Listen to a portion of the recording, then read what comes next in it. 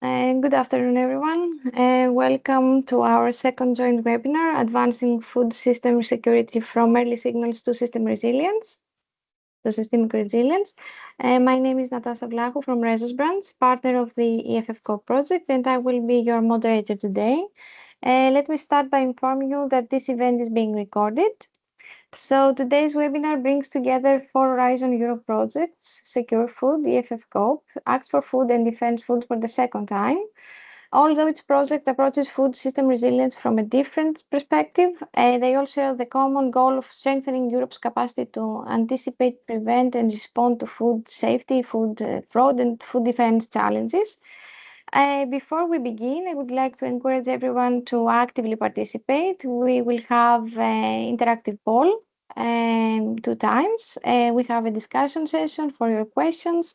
You can use the chat by directly messaging, and I will mention what you have entered, and also you can raise your hand. We will start first with the first poll for you. So please let me share my screen.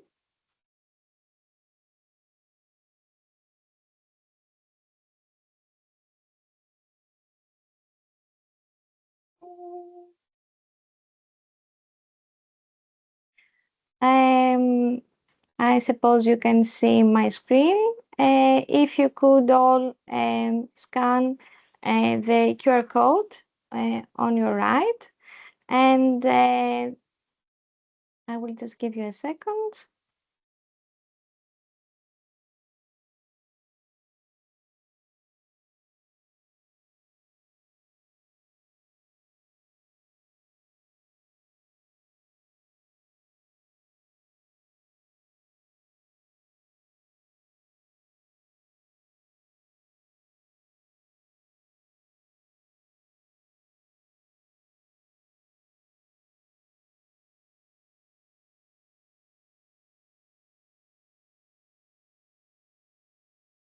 People are still joining, so I'm waiting a little bit.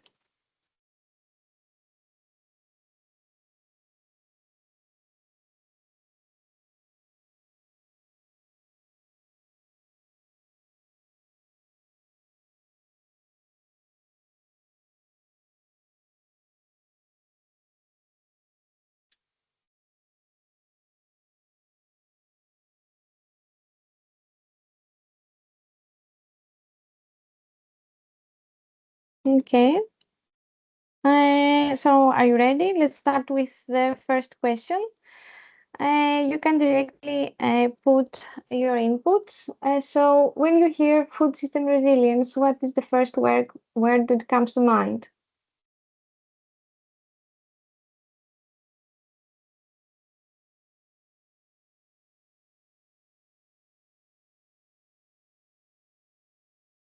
Okay, we have some input.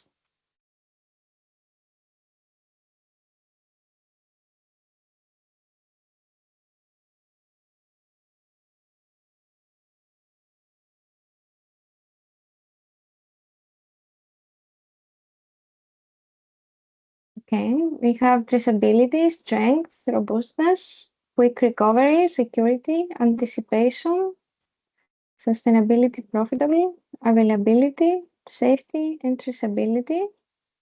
Anticipation is coming up more, transparency.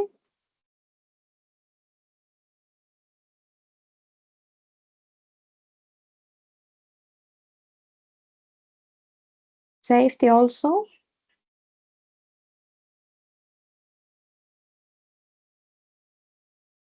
Okay. Thank you very much for your input. I'll move on to the second question.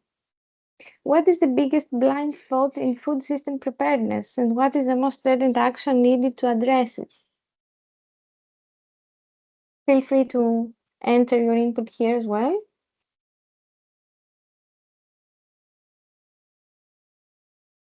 Data interoperability.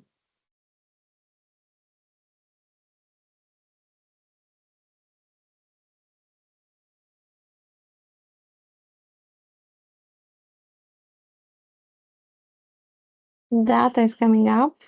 Transparency. Cybersecurity. Traceability, lack of synergy. Transparency again.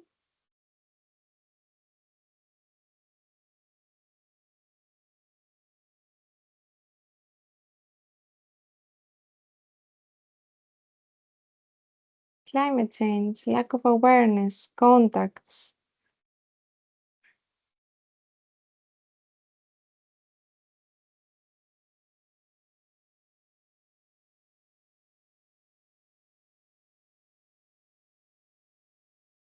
Okay, I see no more input. We will revisit this input after our speakers complete their presentations.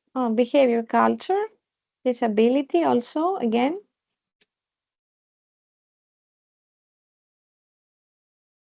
Underestimating intentional threats, administrative burden.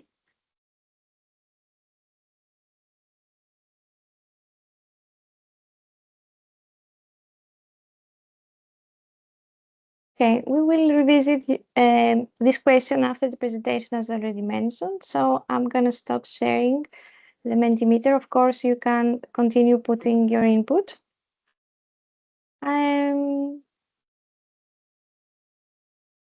Okay, we will start now with the presentation. So our first speaker is Peter Olsen, a senior scientist at Nofima. Peter is an expert in digital technologies for the food industry with a particular focus on information logistics, traceability, product documentation, and sustainability. He has led to the development of international standards for seafood traceability and has contributed to numerous European research projects on food traceability, authenticity, and sustainability. And today he will present a topic: when all you have is a hammer, everything looks like a nail. Why analytical methods only solve part of the food fraud problem, and what other approaches are needed. Peter, welcome, and the floor is yours. Thank you. I promised a slight bit of a rant in the LinkedIn comment addressing this, and let's see if I can live up to that.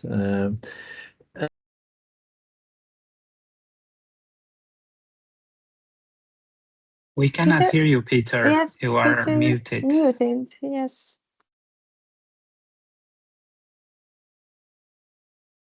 Camera, sorry, here we are. And back to that one. Thank you. I promised a slight bit of a rant in the LinkedIn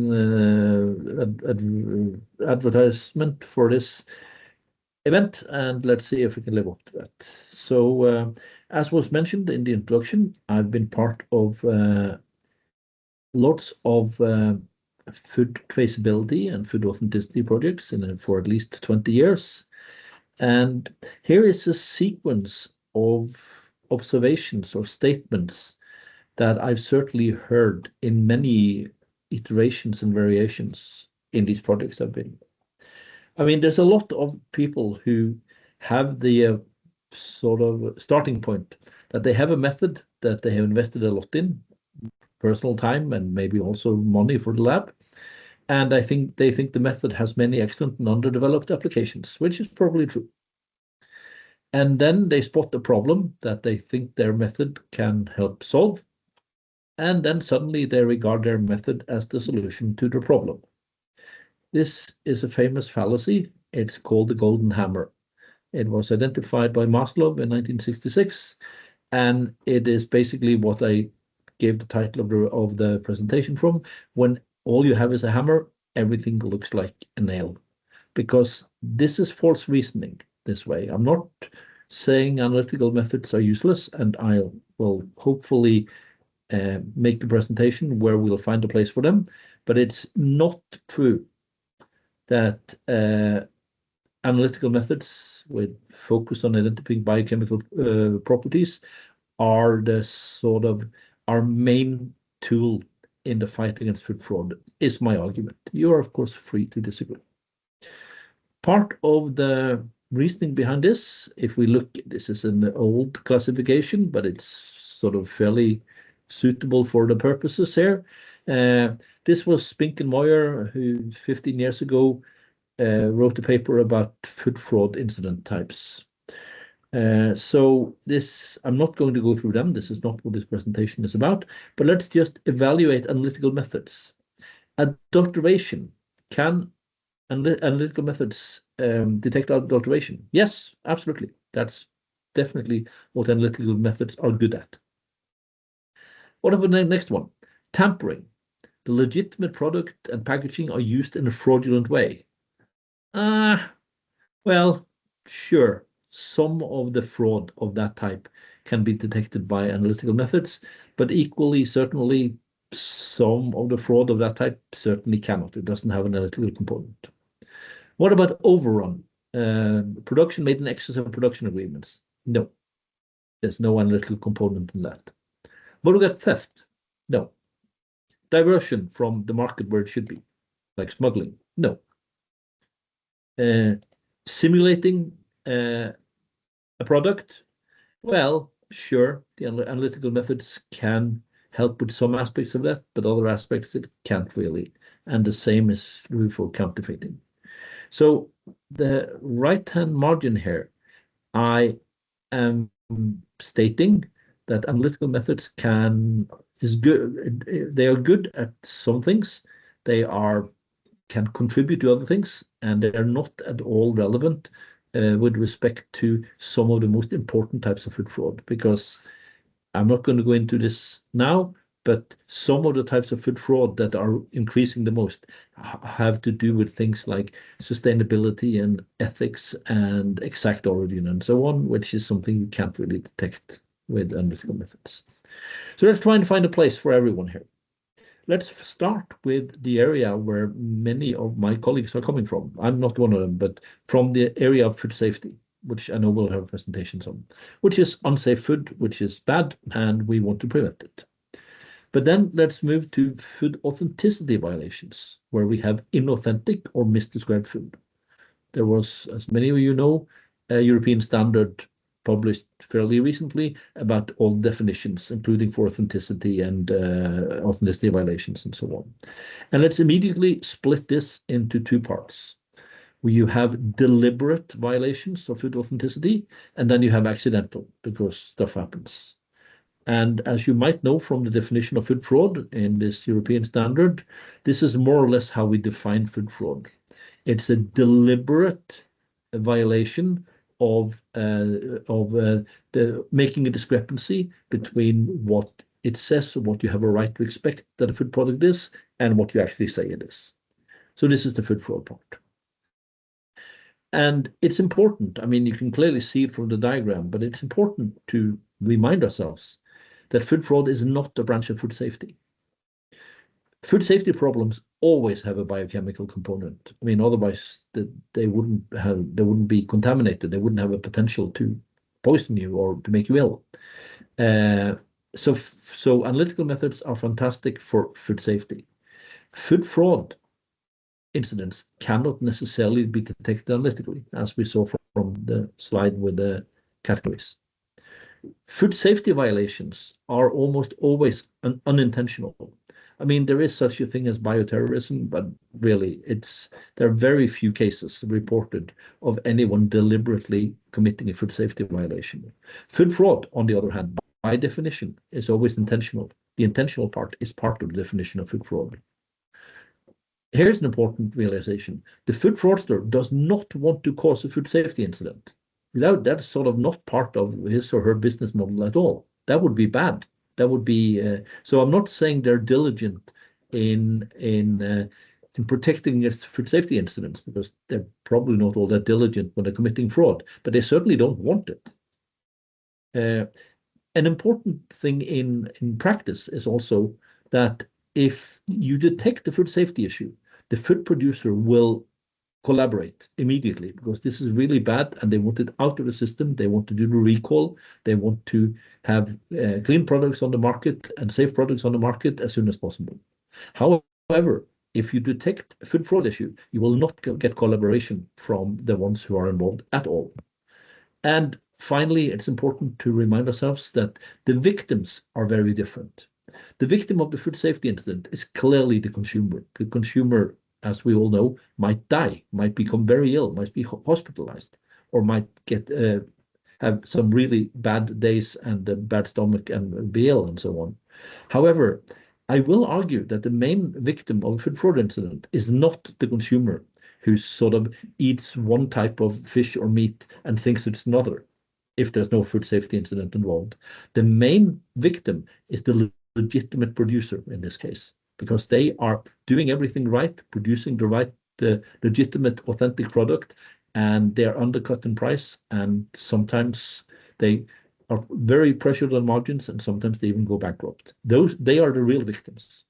So all this is a long reminder to ourselves that food fraud is not the same as food safety, although there is, as we see, a small overlap. So let's draw a line here. To the left of this dotted line, you have anything you can detect by analytical methods, which is everything to do with food safety, and to be quite honest, a small part of what has to do with food fraud. On the right, let us admit that the type of fraud that we have to the right of this line, and I'll give examples, cannot be detected by analytical methods. So let's first see what we can detect. Things like species, geographical origin very broadly. I mean, the sort of what part of the world it comes from the wild, fresh or frozen, presence of bioactive compounds, of additives, and lots of examples of fraud/safety incidents like dioxin in Belgian chicken feed, cadmium, Sudan red, nitrite, horse meat scandal, and so on. But let's also look at the more and more prevalent properties that are subjected to fraud that we can't really expect analytical methods to detect.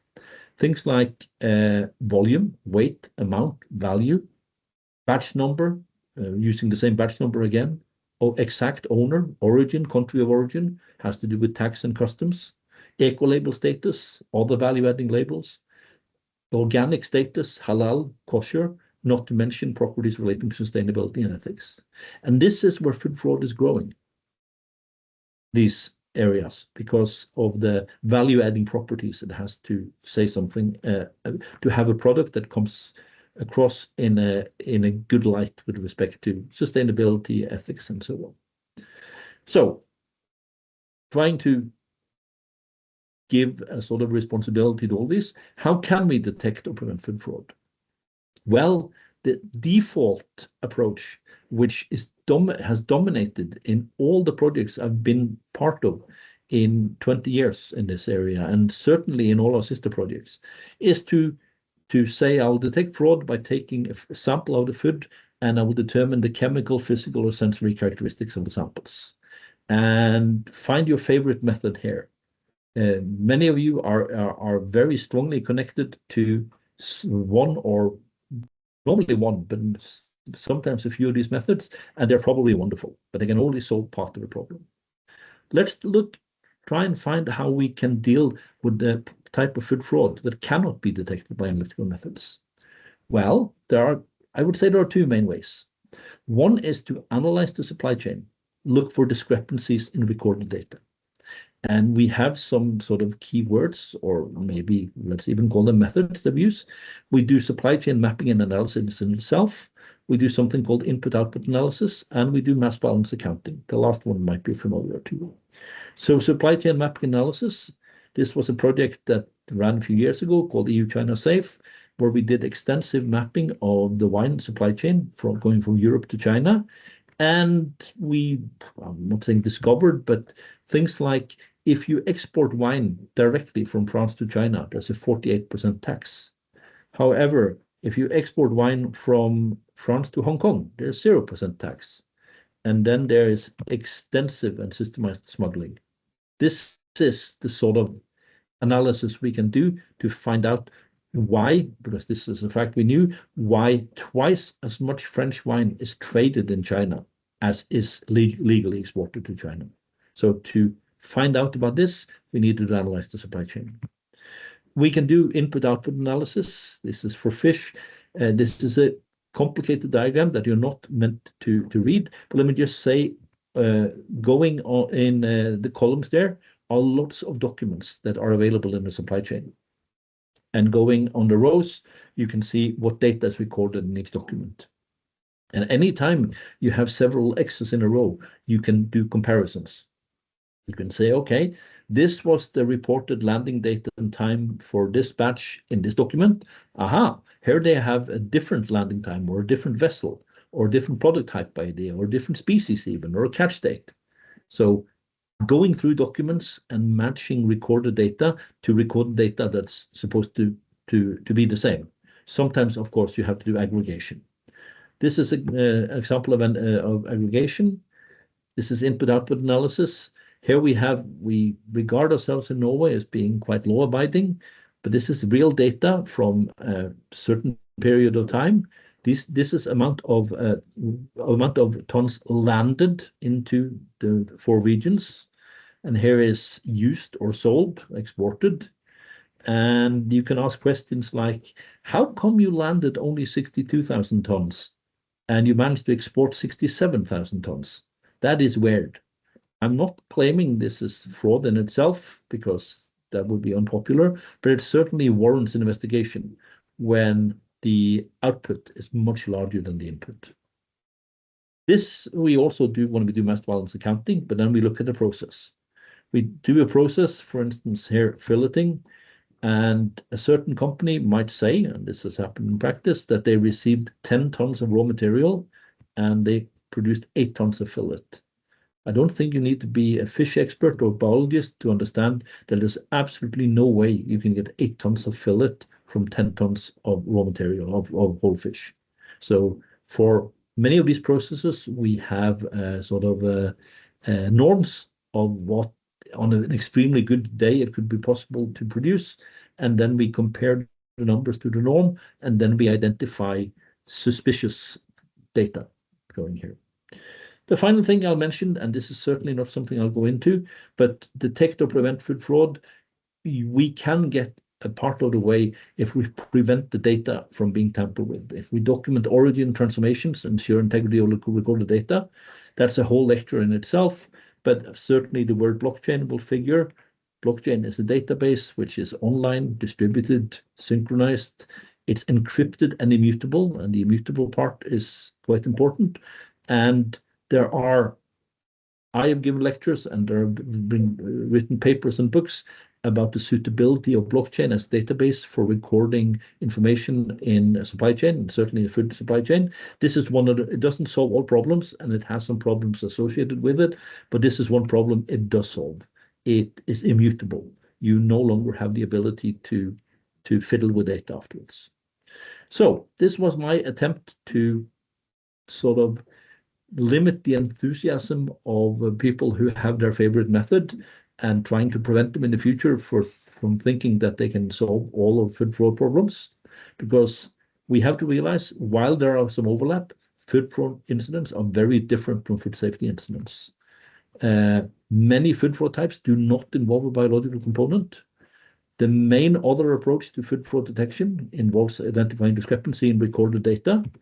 And if we want to fight food fraud, and I think that is an interest we have in common in all of us in this entire group, it is important that we start with the problem. We shouldn't start with the method. Let's start by analyzing the problem, and then afterwards we can find the method. This is, of course, something we do in EFF-CoP, which is the project that I come from here, and we are doing things like good practice recommendations and so on. I'm not going to present that, but let me just say that in EFF-CoP, we certainly realize that both these approaches are needed if we want to prevent and detect food fraud and solve the problem that we all agree should be solved. Thank you very much. Thank you very much, Peter. Very nice presentation, actually. I'm gonna move on with SecureFood representative. So it is my pleasure to introduce Anna Vetsu. She's a research engineer in the Research and Innovation Department at Practice. Anna is actively involved in European research and innovation projects and has played a key role in developing the SecureFood Systems Resilience Management Framework, from redefining user requirements and KPIs to supporting its evaluation and validation. Today, she will present Food Systems Resilience Management Framework. Anna, thank you for being with us, and the floor is yours. Hello, good afternoon. Thank you very much for the introduction. Shall I share my screen? Yes.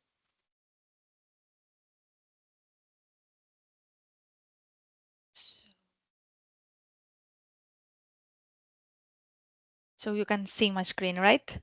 Perfect. Thank you, Annie. Yes. Thank you very much. As you mentioned, I am Anna Vetsu, representing Empractice, a partner of the SecureFood project. Today, I will introduce you to the Food System Resilience Management Framework, one of the key outcomes of the SecureFood project.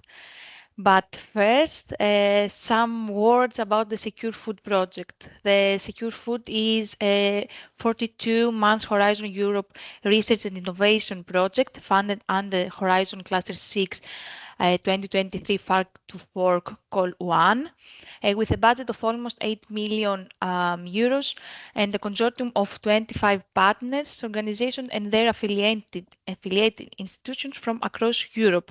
The goal of the Secure Food is to strengthen the resilience and security of food system through an integrated system approach that brings together all stakeholders across the food supply chain to develop knowledge, digital tools, and collaborative approaches to enhance and support their preparedness, informed decision, and of course the overall resilience of their food systems. So beginning, as we all know, food systems are facing increasingly complex and interconnected risks, and traditional reactive approaches are no longer enough. So there is a growing need to identify early signals and create effective anticipatory approaches. So this webinar brings together different components that enhance these challenges and could address this through the resilience management, food fraud prevention, or cybersecurity in food chains and food defense and early warning system. Secure Food contributes by providing a structured approach that helps stakeholders move from reactive to crisis towards anticipating risk and building a more resilient food systems. And here comes the Food System Resilience Management Framework that translates this shift from reactive to anticipatory resilience into practice. So the Food System Resilience Management Framework helps stakeholders to understand, assess, and strengthen their resilience food systems. Has a twofold application. First, provide guidance for the development of national plans on food systems resilience, and then provide guidance for the development of resilience plans at the level of individual food actors. So starting with the guidance for the development of national plans on food system resilience, we suggest, let's say, two process steps that helps authorities to enhance and create their own national plans. So starting with the conceptual foundation of food system resilience that each national plan should understand and identify what means resilience for each their country, and then continue with a strategic framework for food system resilience that articulate its objectives, its governance arrangement, and the policy measures to have these all clear and identified. Then another important step is the risk assessment methodology in order to identify the critical entities that has each country and needs support and to create their efforts and their resilience. Then a national plan should address an institutional framework and coordination that that secure the coordination between sector-specific aspects, and also to support the food sector actors in order to create their own resilience plans. These could be through mechanisms, through guidelines or digital tools. And at the end, we have the cross-border cooperation between the different authorities. And of course, at the end, a national plan should ensure a mechanism that regularly monitoring, report, and continues improve all these approach. Continue with the guidance for the development of resilience plans at the level of individual food actors. Before enacting the apply security and resilient measures, it is essential to first conduct a risk assessment analysis. The purpose of this step is to understand what needs protection, identify the relevant threats and vulnerabilities, and assess the potential impact of these disruptions. So we suggest a risk assessment methodology in order to enable the food actors to prioritize their action based on the risks and to ensure that the resources are allocated where they are most needed. And of course, to apply the proper resilient measures. So we suggest technical, organizational, and operational measures applied before, during, and after an incident occurs. We organize these measures into organizational measures and technical and operational measures. Starting with organizational measures. The organizational measures follow a management system approach. In simple terms, this means that the resilience is managed as a continuous circle in which the activities are planned, implemented, monitoring, and regularly reviewed and improved. To make this approach practical and easy to apply, we have break down this resilience circle into 9 dimensions. Each dimension focuses on a specific aspect of resilience circle and provides recommended actions. These recommended actions are further organized into 9 common topics to keep the framework simple and consistent to follow. Continue with the technical and operational measures. These approaches are different from the previous one. As we understand that the food system are very complex and different from each other, we separate the measures for each secure food supply chain, meaning that we provide and suggest different measures for grain, fruits and vegetables, fish and aquaculture, and milk and dairy case studies. And after that, we also provide measures for the different food actors in which supply chain. We try to address the high priority food security drivers for each supply chain. And this means that with the driver, meaning that focus on a factor or a condition that influence the state or dynamics of food security. These factors are negative or positive. We are focusing only on the negative drivers, and these will be environmental, economic, social, technological, institutional, or political. So for each supply chain, food actor, and driver, we suggest a set of measures to address before, during, and after disruption occur, short-term and long-term. So at the end, each food actor has a list of measures, both to address organizational, technical, and operational aspects and dimensions. And all this we try to let's say, translate it into assessment questions to help them follow this framework in an easier way. So we digitalize all these measures to questions, and we have a digital tool that with easy questions that an operator can answer, and at the end measure effective their maturity level on their resilience. So at the end, we would like to consider any interest in participants in the call today to join SecureFood Extended Stakeholders Group. As a Horizon Europe project, we understand that these challenges are multi-phased, and of course, the critical role of you and your knowledge is very important for us. So please, if you are interested, you can still join our stakeholders group. This requires only a few hours from your time per year, and we'll be happy to you on board on our activities in order to ensure that what we develop, what our solutions are has also your knowledge and expertise and our broader community. So thank you very much for your time, and of course I'm here to answer your questions. Thank you, Anna. Thank you very much.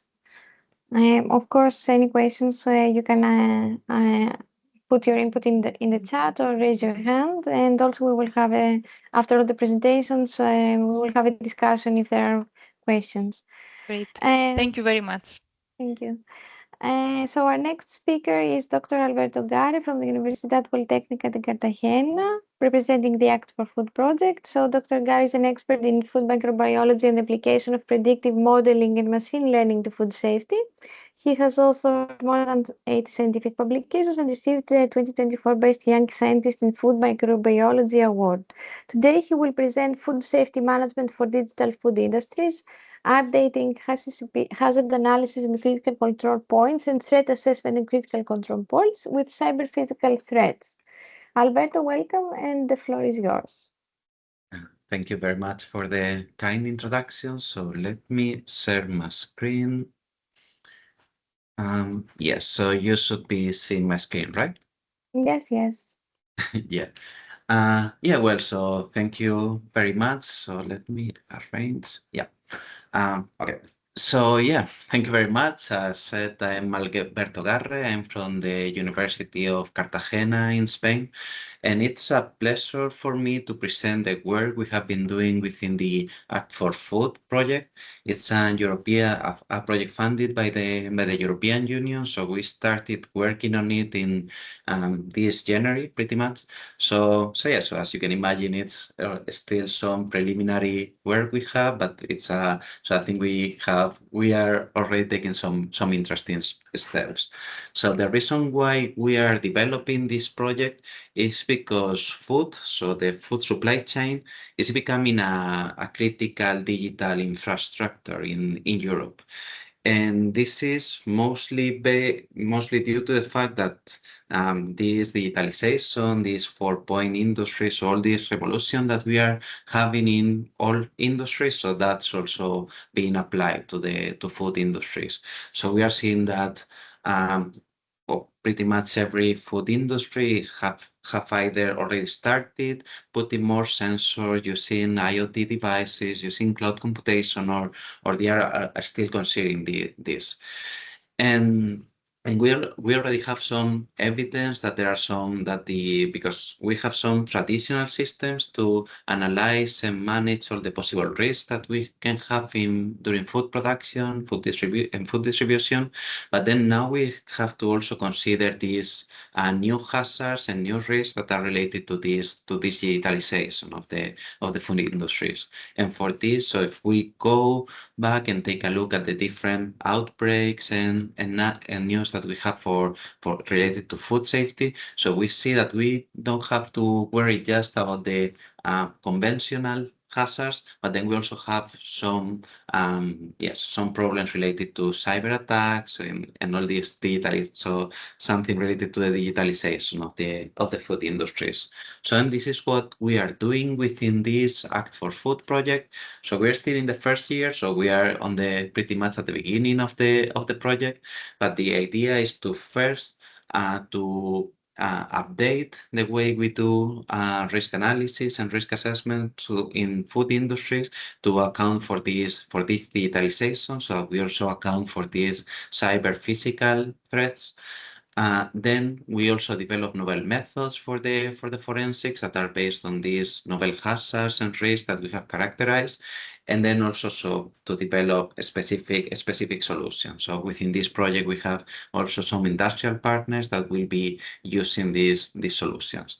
So then, because we are at the beginning of the project, we are right now focusing on the first outcome, that would be to do this risk assessment and threat assessment and hazard assessment related to these new cyber physical threats that we have within food industries. And we are not starting from scratch, because we have a fairly solid food safety systems. So then what we are using as a foundation for the project are the existing frameworks for hazard analysis, vulnerability assessment, and threat assessment for the determination of critical control points. So then the first one we are focusing on is the hazard analysis and critical control points. And what this on a nutshell, so what HACCP does is that it tells us what hazards we may have during the production or distribution of some food product, then how relevant they are going to be to the consumer or to the company, based considering both the probability of that hazard having an effect and what could be the severity of that effect. Then the HACCP also tell us how we are going to, so which ones are the most important to control, or the most relevant to control, and also how we are going to control them. So HACCP is already a standard, so we have an ISO. The FAO has plenty of guidelines on how to implement it. And this is something that is pretty much implemented in every food industry. And the output of a HACCP is going to be a list of critical control points. So the number of critical control points is going to depend a lot on the type of food, on the type of process, type of production. But for all of them, what we are going to have is this type of table that is going to give us a critical limit for this thing that we are going to measure, the way we are going to monitor it.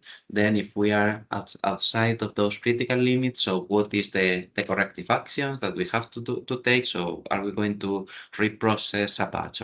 Do we have to dispose of a batch, or do we have to apply some other action? So that's defined as part of the output of a HACCP. Then also how we are going to maintain records of all these monitoring and interventions that we have been doing during the as part of this HACCP system. And then finally, what is the method that we are going to follow to verify that this HACCP is correct. And the thing is that the good thing with the HACCP is that it's based on very well-established knowledge. So it's a standard in the field. Every food industry understands how it works and how to apply it. But the problem is that this knowledge, so it has been gained from using, let's say, traditional food safety production systems. So the thing is that now, if we are going through a digital transition that presents a revolution in the way that we are making and distributing food, so then that is related to the higher reliance on sensors, cloud services. So then what we are posing is whether this HACCP that has been calculated based on this traditional knowledge or these traditional production methods, so whether they are still valid. Because if we have novel methods for monitoring, novel methods for recording, novel methods for verification, so it's possible that some of these critical control points are not critical anymore. It's also possible that we have new hazards that make that we have new critical control points. Then we have some unknown emerging hazards that will also alter what is critical and what is not. And then also how cyber threats interact with all these classical methods. So then our approach for this part of the project is that we are starting with some classical, so HACCP done the way that it has also always been done. So with that, we have a list of critical control points, how we are monitoring them, and how we are verifying that they are correct. And the reason why we are doing this is because we have some industrial partners. So within this project, we care a lot about translating these outcomes into industries. And we believe that taking this conventional when-long methodology is going to make it easier later to translate our results. So then what we are doing first is going towards this HACCP 4.0 that is not using just the conventional methodologies, but then also considering when we evaluate whether something is a critical control point, so what are the different sensors and the different novel ways of recording this information. And then we evaluate whether how this HACCP should be updated, and then once we have done it, then we incorporate what would be the threat assessment and critical control points and the vulnerability. So we would put all these three conventional elements: the HACCP, the TACCP, and the BACCP, and then we'd have an overall assessment of the of food safety, considering the more classical hazards, but then also all the cyber physical threats that we can have. So within the project, we have 3 case studies because we want the outcomes of the project to be very, very specific, so very physical. So we are going to be working for aquaculture, that would be the primary production. Then for the dairy industries, that it's misspelled here, but then it would represent the processing, and then retail, a retail partner, that it would be for the distribution. So the work, the case study where we have done the most work so far is in the dairy industry. And then what we have done is that we have used a model HACCP for milk pasteurization. So if you have seen as HACCP, you are familiar with this type of table, so you know that they are very large. And yes, so then what we have is for each one of these critical control points, so the hazard the phase where it applies, the hazard that is relevant, what is so a number for the critical control point, then what is the critical limits, the monitoring, the corrective action, the verification methods, and how we have the record keeping for that. So far, this is the way we have always been doing this type of analysis. So then once we have done the conventional HACCP, what we do is first a qualitative evaluation for each one of these elements that we use for, that we are considering. So how it was the traditional surveillance and how we would do this surveillance 4.0 as part of this digitalization of food industries. So then once we have seen the novel methods that it could be digitalized, so then we do what we call an extended hazard identification. So the way we've approached this is, okay, so instead of using an analog sensor, if we use a digital sensor, what are the novel threats that we can have within this production system? And then based on that, what we do is that we identify some new potential critical control points that it's somehow an extension of the classical method. And then once we have, because we are into cyber physical, so then we look at what are the different sensing devices that could be implemented during the digitalization of these critical control points. And then so we go to the databases of known vulnerabilities for these sensors, and then we have this. So we compare all of them, and then we see what would be our recommended solution for each one of these. So what we have done is that we have done it for many sensors, many critical points. So then for each case study, we have a very, very long document, but the outcome so far that we have would be so for the milk pasteurization. So we have identified some new critical control points that could be critical control points. Then also we have identified some new known vulnerabilities that are linked to how these critical control points are monitored. So the work so far has been done for the milk pasteurization. So the next step would be to the application also this methodology that combines the 3 classical ones, so HACCP, BACCP, and SACCP, to the other 2 case studies, so for the aquaculture and the retail. And then also, because right now we have a lot of information, but we have to put all of it together. So then we would need to update what are the critical control points, and then to combine the probability and severity to have an update of this control system. So yeah, so then as you can see, so it's been 6 months of project, so then we are still working on it, but yeah, but I believe we have developed this methodology that could incorporate it could adapt this HACCP and TACCP threat assessment and hazard analysis methodologies for the digitalization of industry. So yeah, and then during the next month, we will have more specific results. Thank you very much. Thank you, Alberto. There is actually a question in the chat about the difference between the hazard analysis in critical control points and the threat assessment in critical control points. I know you mentioned, but maybe you want to comment some more about that. Yeah. The thing is that because the ones who work in food safety, we are very used to seeing these words. So it's pretty much related to to one of the previous presentations, that the threats that we have are different in nature. So when we talk about threat assessment, so the TASAP, so we often talk about intended alteration. So really about attacks. So this could be more about the defense of the food system. Whereas when we speak about the hazard analysis, so the HACCP, so then we are more rather talking about accidental. So accidents that may happen. So then it could be more about the food safety from a more accidents that may happen during food production. The problem is that within this project, because then if we through the digitalization, so then it opens the gate for different types of threats. So for the food the defense becomes a bit more.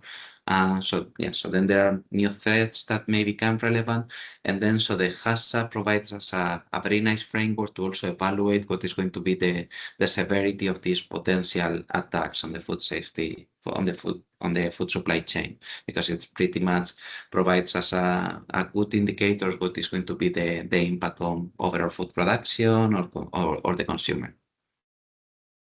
Thank you for your answer. Actually, Jason Basura has commented output of HACCP. Frequently, those outputs are measured by an operational technology control, which could be lacking the perceived controls or protections necessary to prevent disruption or risk. And also, he has a question. Is HACCP 4.0 more of an unified food protection-based assessment, integrating all the three, let's say, points? This is a very holistic line of thinking that is included in the recently updated document, let's say. Maybe you want to comment on that. Yeah. So we are going in that direction to, of course, having because right now it's very much separated, but now in the digitalization brings these possible cyber physical attacks much closer to the to HACCP. I agree. We are going in that direction of. That's great. Thank you, Alberto. Thank you.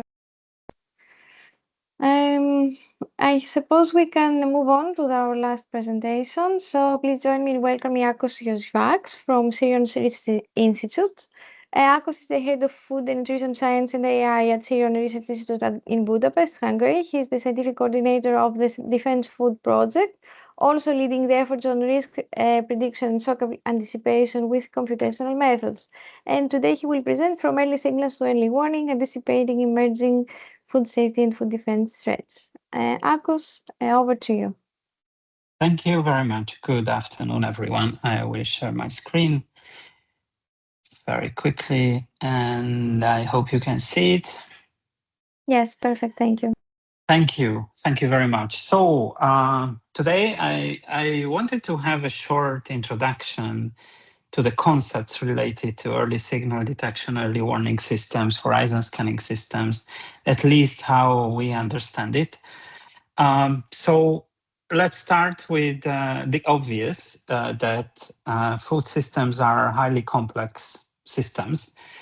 And it's not only in the meaning of everyday language being complicated, it's also complex in terms of complexity sciences, mathematics, and different adjacent scientific fields. It means that there are a lot of interacting components here, a lot of actors, a lot of products, a lot of flows of trade, but also a lot of flows of information and data, with a lot of feedback loops and a lot of highly unpredictable connections. Also, all these food systems are highly influenced by different drivers, among others, climate change or changing consumer attitudes and many other things, which makes or which all these drivers make these systems even more unpredictable in many ways. Also, the main challenges is that are that we don't know, by we I mean science, we don't know a lot of things related to these food systems. We usually don't know the true prevalence and probabilities of different hazards. We don't know all the hazards, we don't know all the food components, we don't exactly know how these different chemicals in our food, being contaminants or constituents of food, how they interact exactly with the human body, with the human biochemistry and physiology. And also there is a layer of complexity that besides these very natural science uncertainties or challenges, we also, when we make decisions or the decision makers make decisions, there are many elements of social sciences which come into play. There is a lot of debate in a decision-making situation around costs and ethics and values and many other things which are very hard to measure or quantify, or at least not with the same tools as the risks or hazards. So if we want to understand how a specific supply chain works, or we want to anticipate some of the new issues, it is a complex exercise with no standard solutions. That there are good practices and there are good methodologies how to do that, but it's, I think, a constant battle, which could be described as a continuous knowledge generation and knowledge update exercise, which, because of the complexity, is not that easy to do. When we would like to anticipate new issues and finding the next big thing in food safety or food security, there are many frameworks which we could use for help our thinking. One of the frameworks is this well-known matrix where we could classify our knowledge and meta-knowledge into 4 different areas. And I think many of you already know these. Just going through very quickly, there are the known knowns, which is the facts that we know, and we also know that we know them. So this is usually the institutionalized knowledge or the knowledge which in the scientific field we think that we know. This is probably less interesting than the 3 other categories. However, it is a big and very solid foundation which we need to build on. The other category is the unknown unknowns. So these are the things which we don't know, and we don't even know that we don't know them. These are very, very interesting, and these were interesting over history for many people, many scientists, to discover the truly unknown unknowns, which is probably even theoretically kind of impossible exercise. The 2 other are very interesting and very strange. One is the known unknowns, which is the things which we know that we don't know. So this is usually the research agenda, which we identify. So these are the blind spots, which we know that we need to do research there, we need to collect data because we don't know some details. And the counterpart of it is the unknown knowns. So these are the things which we knew probably before, some decades ago, but we forgot, or someone already discovered something, but it is not yet institutionalized knowledge. It is published somewhere in an obscure paper and we don't know about it. And this is a very truly interesting signal to our perception that what is hidden in the internet or in other sources. So when we try to anticipate new issues, usually many people would like to focus on the unknown unknowns, which are very similar to a phenomenon which is called black swans in mathematical statistics, which is a very rare events, but with a very profound effect on a system. However, usually these are very easy to spot post hoc, so after the event, but before the event, it's not that easy to really identify the unknown unknowns. But the two others, the unknown knowns and the known unknowns, these are the areas which probably our knowledge could benefit from identifying these and making them available and making them known knowns for further analysis. So, and this is the kind of a theoretical background a bit. How to do this? And there are, again, many frameworks and many ways to categorize it or to make it visible. But I like to work with these timelines of horizon scanning. Horizon scanning is an exercise where we collect data and information on multiple timescales and of multiple nature, and to try to make sense out of these. And the first and closest to us in time, the short-term issues, which are usually called early warning systems, the systems which handle these information, is about the things which are already happening. So these are already happening outbreaks, already happening incidents or attacks, where time is really important, and knowing about these events is extremely important for immediate decision making or immediate action. And usually here we could list as an example the Rapid Alert System for Food and Feed of the European Commission. But these are the things which are already happening. So we can't really prevent them, but we can immediately take actions, and it's still very valuable. The next time frame is about few months or probably few years into the future. These are the things which we can probably see or identify through screening various information out there in scientific publications, in patent databases, in grey literature, in news, in media, social media, which are the things which about to happen, not necessarily and for sure, but there is a high chance that some of these issues can grow into an actual incident or an actual outbreak. So this is what usually we call emerging risk identification. This is a medium-term assessment, and it helps the decision makers, whether they are authorities, risk assessors, industry, to prepare for these new upcoming risks. And the third timeline is even more far into the future, 10, 20 years, which we call the intelligence or knowledge gathering in this field as a foresight exercise, where we could analyze the different drivers and the trends and to see what is a plausible future scenario. And for instance, how climate change on a long run could influence some probabilities of some risks, or consumer patterns, or any other phenomenon, which would then have impact on the medium time frame and also consequently on a short time frame. All these time frames obviously are kind of it's an artificial separation and probably a bit didactic, but helps in also identifying that these three timelines differ very much in data and information availability, uncertainty, and also the tools which you can use for analyzing these timelines. But also they are deeply connected with each other. So a long-term driver will have sooner or later medium-term effects, which would manifest in increasing probabilities of some risks, or discovering some new risks, or a different spread of a vector of a disease because of climate change. So there will be an impact on the medium time frame, which will for sure have an impact on the shorter time frame.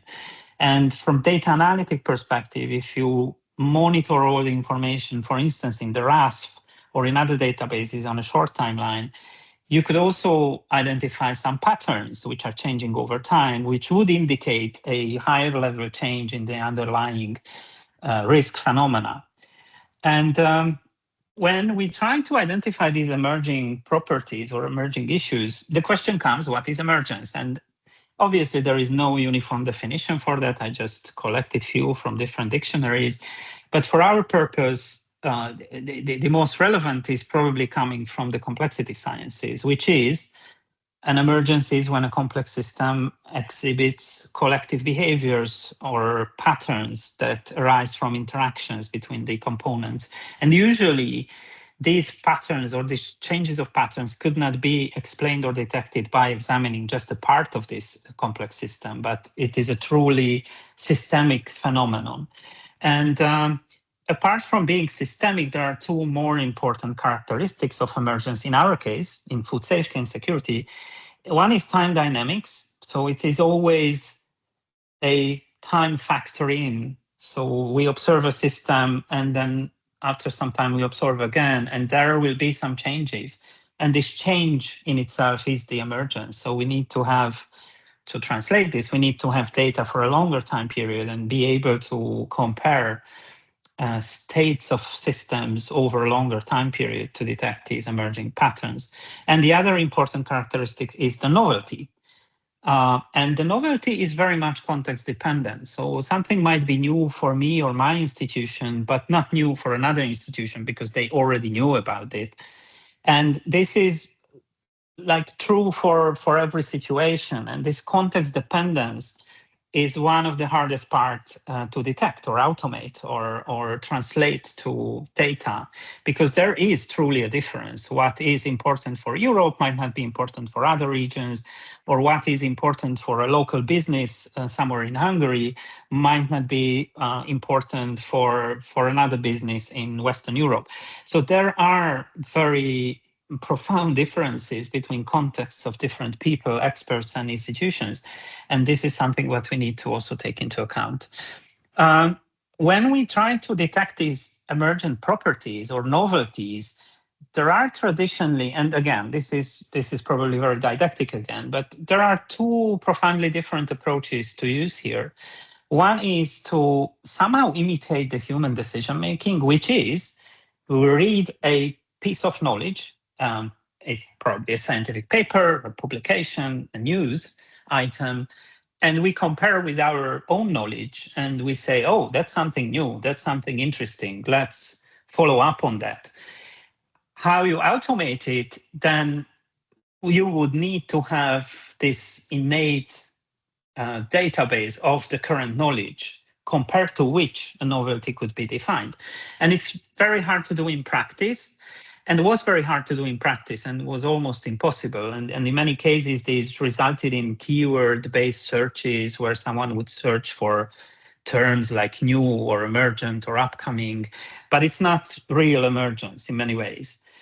The other approach is the complexity science approach, where we are agnostic of the content, the semantics, but we just somehow investigate emergent properties of a network. And according to this time dynamic analysis, we could pinpoint that what was changing, and this is probably worth looking at. And it's very robust because it's like semantic or knowledge agnostic. However, it lacks, for a very same reason, it lacks context, and it needs like very strong human interpretation. However, what changed in the last 2 years or so, that large language models, generative AI came, and the novelty and emergence in a contextual or semantic sense, now it's easier to do with all these models. And probably, and this is what we are working on, probably the two together, so the semantic-based and the emergent pattern-based definition, we need both. We need both to better identify and better anticipate what's happening really in a given field. And for emerging pattern detection, so the pattern-based complexity science-based approaches, we have many different tools which we could use. These are usually either network analysis or network science-based tools, which are very good at exactly evaluating or analyzing complex systems, or natural language processing based tools, which are good in identifying topics or different components, textual components. And these could be used for identifying emerging patterns. And also they are used by us, also they are used in the DEFENSEFOOD project. But there are many others, it's just a few examples for that. And all these serve slightly different purposes and look at the things from a slightly different angle, which also needs some sort of an interpretation. But still, they are very powerful tools in filtering down information from the huge noise which we get when we harvest all the information from the internet or from various sources. We'll have a lot of signals which are not really true, not really emergent. And in distilling down and getting rid of the noise, these methods are very good at. However, when it comes to the whole decision-making or analysis pipeline, what I would like to stress again, and probably it's a bit of connecting back to the first presentation of today, that like contextualization and you having this sort of knowledge on the actual field helps us to choose the right models, also to interpret the results of the models, and to provide this human expert element and context, what is usually missed by different network science and also large language model approaches. But a combination of data analytics, large language, conventional data analytics, and generative AI and human expertise probably is the right way to approach all these anticipatory problems. And in DEFENSEFOOD project, what we plan to do, as you may know, the project just started end of last year, and we are almost 1 year into. But what I wanted to share with you is that we have a specific work package 1 on risk prediction and shock anticipation, where we have few things what we are building currently, and I cannot yet show you anything, what is ready. But the plan is that we identify and understand the most important intentional threats to the food system and the drivers influencing these intentional threats. So DEFENSEFOOD is about food defense questions and terrorism and intentional attacks, which were very slightly touched by the first presentation. And this is inherently different from both food fraud and conventional food safety, because the intentionality element and the element of causing harm makes like the whole system dynamic different, because there are different underlying drivers, behavioral drivers, socioeconomic, political drivers, psychological drivers, which will have a different effect. And we would like to map them and make a driver analysis and identify the root causes or a system of root causes, so to say. And the other task of ours is to identify and inventorize all the available data sources and tools which would help us in building up an ensemble tool or a toolkit for anticipation and early warning. We are well into that exercise. We also identified all our sister projects as valuable information sources for this, also some past projects which we participated in and building similar tools. The next step or an adjacent step to it that we would like to also use specific modeling tools and satellite data for early identification of mycotoxins and fungi infection on crop fields as a kind of an exercise or a use case when we could show that unconventional data could play a role in early anticipation and preparedness.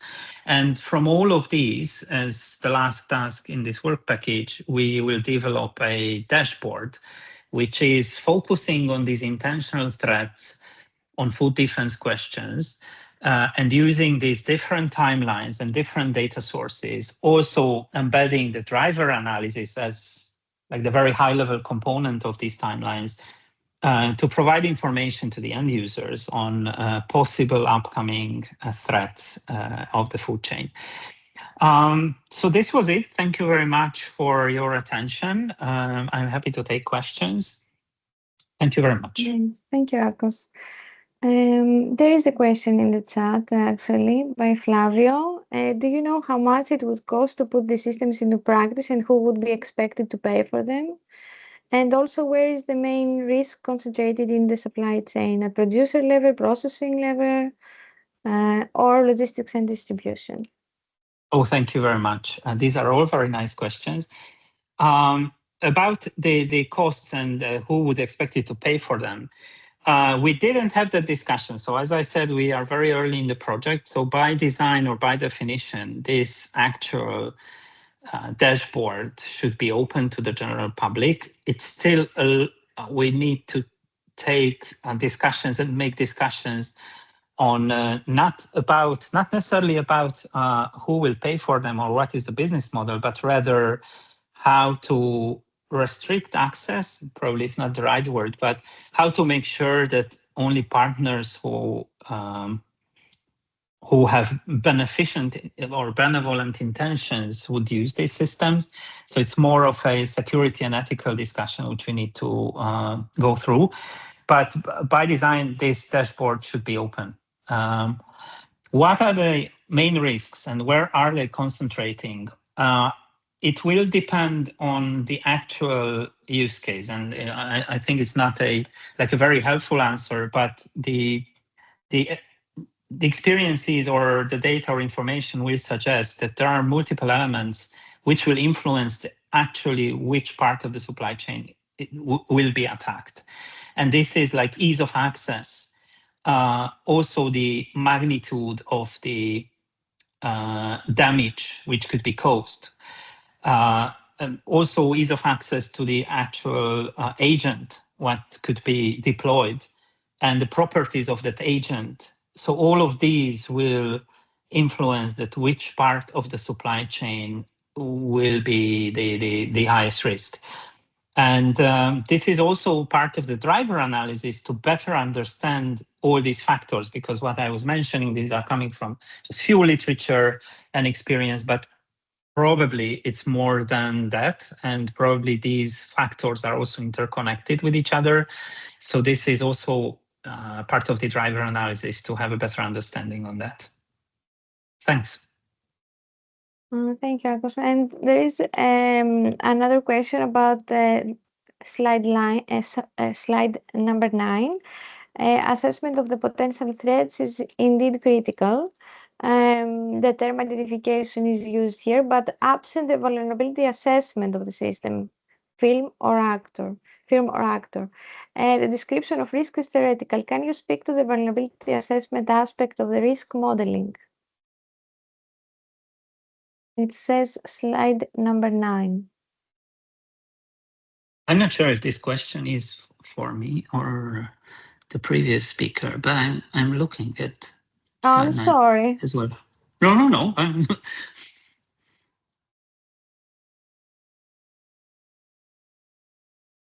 Or is it to me?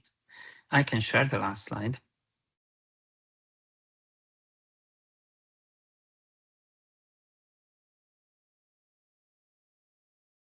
Okay, this is it. It is for you. It says it is for you. Yeah, it is for me. Okay, so let me have a look at the question again. Sorry for that. No worries, you can see the chat. Yes. Yeah, I need to stop sharing to see the question. Sorry.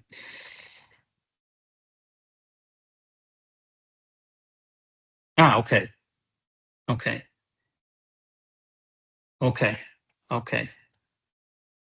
Yeah, I'm resharing again. So the exposure part or the vulnerability part. That's right. And thank you for also identifying this. Because that's right. In work package 1, we at the beginning, so the first tasks, we will identify the threats and the drivers and less about exposure or the probability component of it.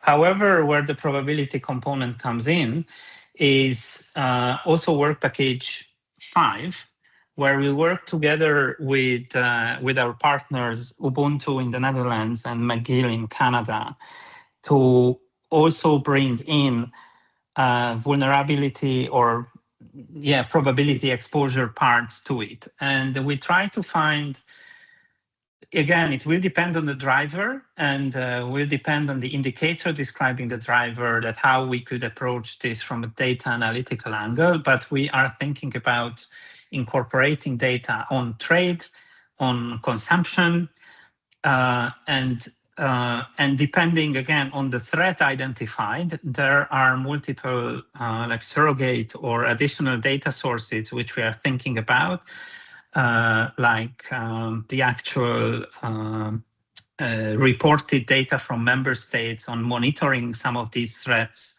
And these data are available through European Food Safety Authority for like the underlying exposure to different chemicals, and compared to this exposure, how an additional exposure would increase the risks. But that's one of the hard parts, and we are still in the ideation phase how to approach exposure and vulnerability and probability part of it. So, but this is how we try to do it. That we also will have data on the probability part or exposure part. Obviously, when it comes to an actual attack and an actual incident, then the actual data or information on the actual exposure, this is something what is different from the anticipation. But we could make some parts of it still available for analysis even without an actual threat being present, so to say. Thank you. Thank you.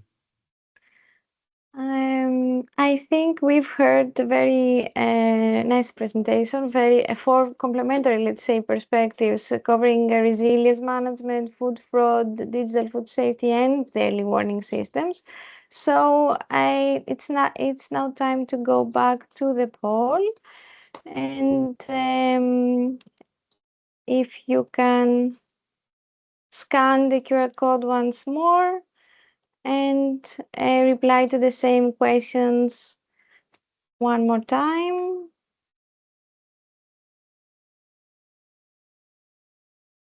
I'm gonna give a couple of minutes.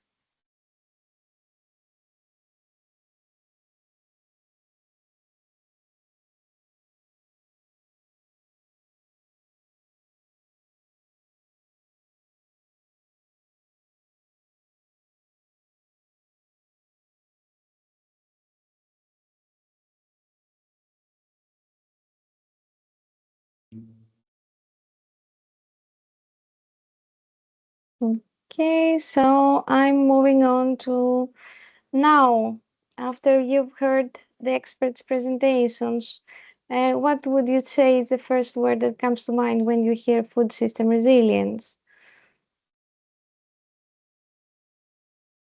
Okay, interdependencies.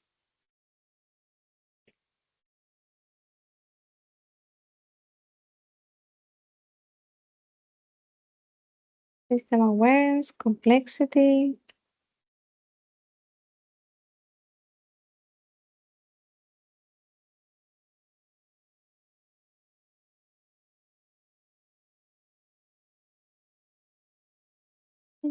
Interdependencies.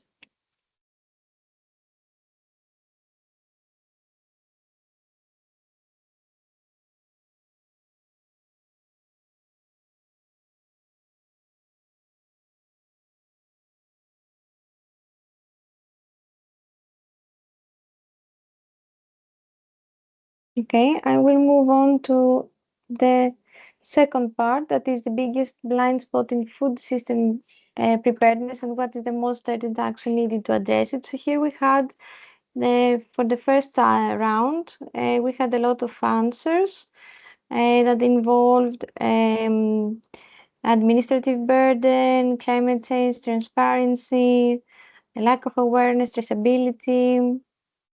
Data was an answer.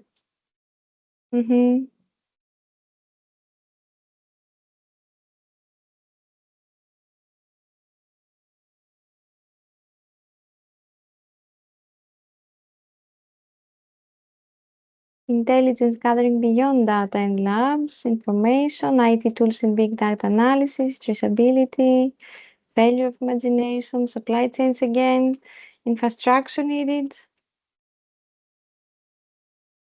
Of course, we're going to use your input before the presentations and after to have some results. I'm going to wait another minute if there is any more input.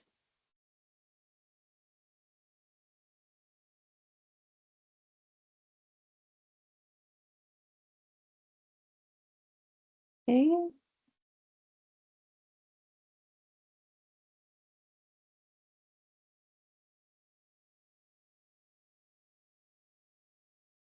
Will to cooperation.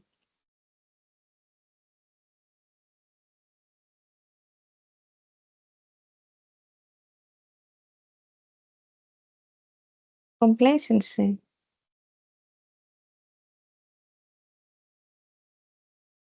Of course, you can still give your input. The Mentimeter is open. I'm going to stop sharing.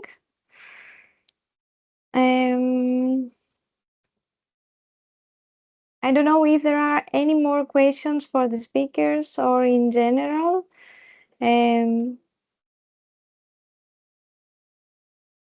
You can raise your hand or put the question in the chat.